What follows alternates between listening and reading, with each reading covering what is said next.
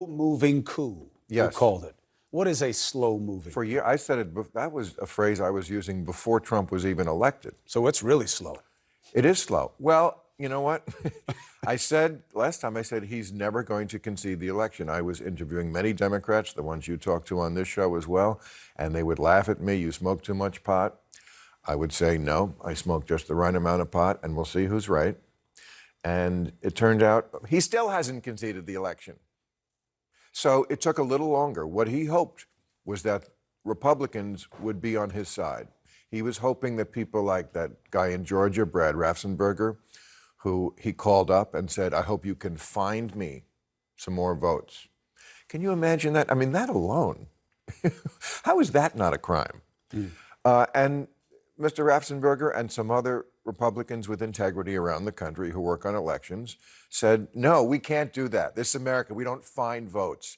But what he is doing now is behind the scenes. He has spent all his time since he lost putting people in place who will find the votes.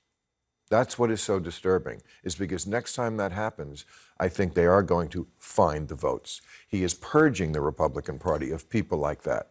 People who, I mean, I think only 10 Republicans voted for his impeachment.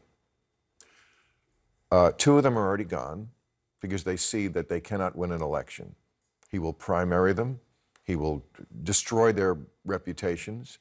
And by the time we have the next election, I bet you none of them are running. Liz Cheney certainly is not going to win that election in Wyoming. And so the Republican Party, as much as I keep hearing about, oh, Trump, he's not as relevant anymore. Trust me, he's going to run. Absolutely. He's going to get the nomination. And I certainly wouldn't be surprised if he just won the election. But even if he doesn't win the election, he will say he won the election. There is no doubt that he will say he won, no matter what the numbers are. It doesn't matter how much you run up the score. That's what Democrats would always tell me. We got to win big. It doesn't matter. If they don't believe in the election and the integrity of it to begin with, what does it matter what the number is? They're just going to say it was rigged. They think the last one is rigged. About 2/3 to 3/4 of Republicans think he won the last election. That is different from other times in our history. So the question then becomes why it's different.